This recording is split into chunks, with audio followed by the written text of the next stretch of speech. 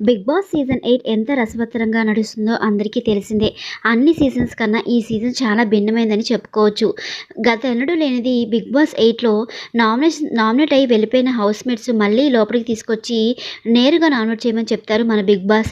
దీంతో కొంతమంది మన హౌస్‌లో అయితే నామినేట్ అయితే అవుతారు. ఇది హౌస్‌మేట్స్‌కి చాలా ఎదురుదెబ్బగా అనిపిస్తుంది. మరి ఇదేనుండగా 12థ్ వీక్ వచ్చేసింది కాబట్టి ఇప్పుడు డైరెక్ట్‌గా టికెట్ టు ఫినాలే టాస్క్ అయితే మన బిగ్ బాస్ అయితే హౌస్‌లోకి ఇవ్వబోతున్నారు. ఆల్రెడీ మరికొద్ది సేపట్లో టికెట్ టు ఫినాలే టాస్క్ అయితే మొదలవబోతుంది. మరి ఈ టాస్క్‌లో హౌస్‌లో అందరికీ సరిసమానంగా టాస్క్‌లు అయితే ఇస్తారు బిగ్ బాస్. అందులో బాగా ఆడిన వాళ్ళకి టికెట్ టు ఫినాలే అయితే వస్తుంది.